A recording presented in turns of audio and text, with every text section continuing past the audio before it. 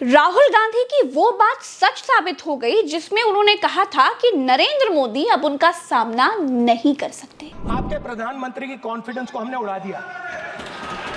मतलब आपके प्रधानमंत्री भाषण में आ ही नहीं पा रहे। और मैं आपको एडवांस में बता देता हूं, मेरे भाषण में कभी नहीं आएंगे। और सच में सत्र खत्म हो गया और नरेंद्र मोदी बजट पर समापन भाषण देने भी नहीं आए।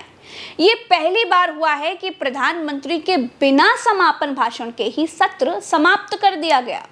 नमस्कार दोस्तों, इस फोटो में देखिए, सत्र निश्चितकालीन के लिए समाप्त होने के बाद राहुल गांधी, नरेंद्र मोदी, राजनाथ सिंह, अमित शाह, किरण रिजिजू, धर्मेंद्र यादव और दूसरे कई नेता चाय पर एक कमरे में एक साथ बैठे हुए दिखाई दिए। विपक्ष के साथ दुश्मनों जैसा व्यवहार करने वाले साथ में चाय के लिए बैठे हैं। इसे कहते हैं अब आया ऊंट पहाड़ के नीचे। राहुल गांधी और मोदी के लिहाज से ये तस्वीर थोड़ी दुर्लभ है। फोटो में मोदी राहुल या अमित शाह का कोई संवाद होते हुए दिखाई नहीं दिया। मैं ये आपको इसलिए बता रही हूँ दोस्तों, क्योंकि ना तो नरेंद्र मोदी की तबीयत खराब है, ना तो नरेंद्र मोदी किसी अंडरकवर मिशन पर हैं।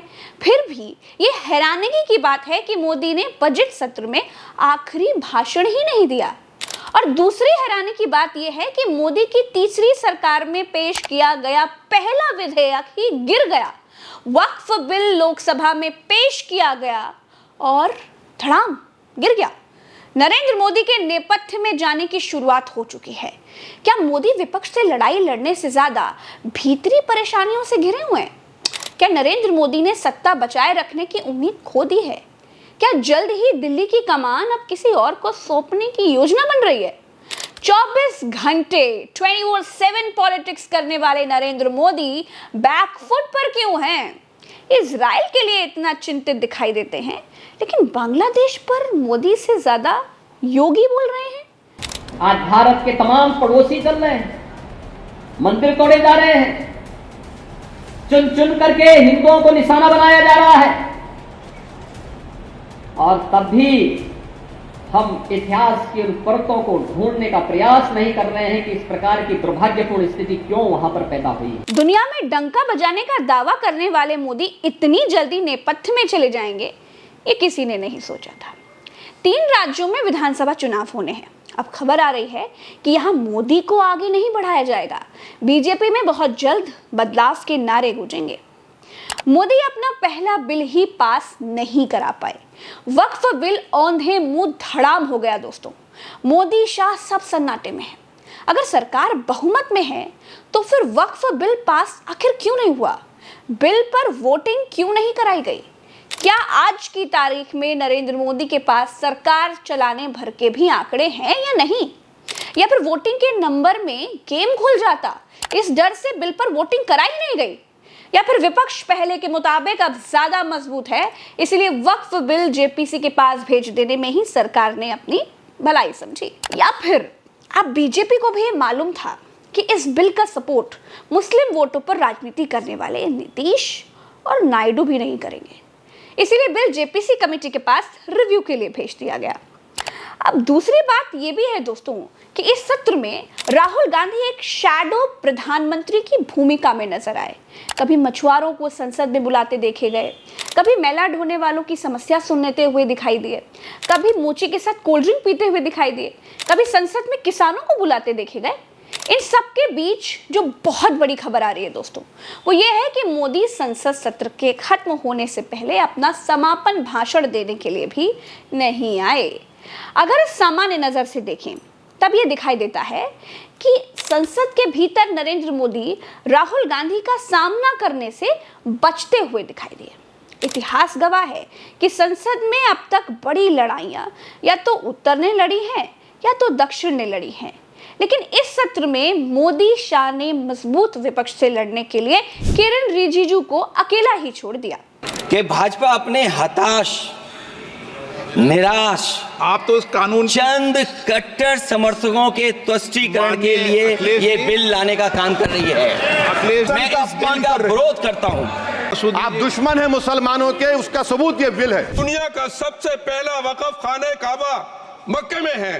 क्या हम उसके ऊपर भी सवाल उठाएंगे? 10 साल से जो मुल्क में माइनॉरिटीज के साथ, उनके हुकूक के साथ, उनके रिलीजन फ्रीडम के साथ जो खिलवाड़ किया जा रहा है, उससे रूह कांप जाती है। सर्वोच्च न्यायालय के आदेश के बावजूद इसको हटाना चाहते हो मान्यवर, ये सीधे सीधे कानून के खिलाफ वर्जी है। हम कहना चाहते हैं कि संविधान की अगर धज्जियां उड़ाने का काम आप करने का काम कर रहे हो, हम इसका पुरजोर विरोध करेंगे और पुरजोर विरोध करने का काम करते। सत्ता को विपक्ष के सामने हथियार डालने पड़ गए। बिल जेपीसी को भेजा गया, यानी ज्वाइंट पार्लियामेंट्री कमेटी को भेज दिया गया। अब इस जेपीसी में 31 सांसद हैं, जिनमें 10 सांसद राज्यसभा के हैं, और अब ये सांसद तय करेंगे कि आखिर इस बिल में कौन कौन से संशोधन करने हैं, क्या हटना है, क्या जुड़ना है, वगैरह वगैरह।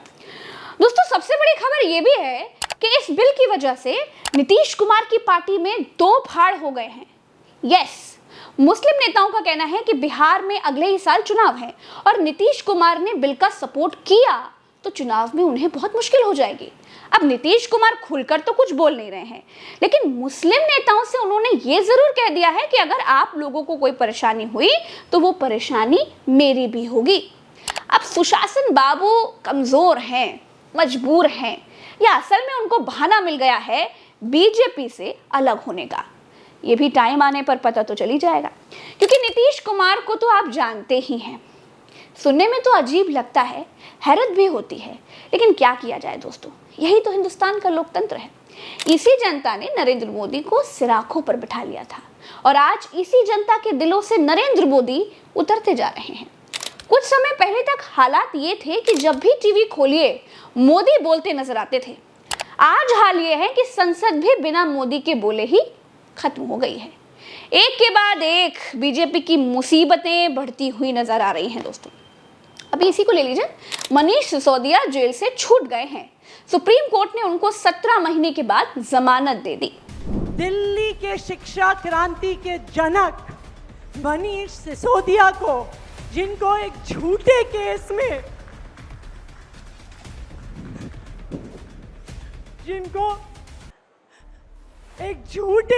में 17 महीने तक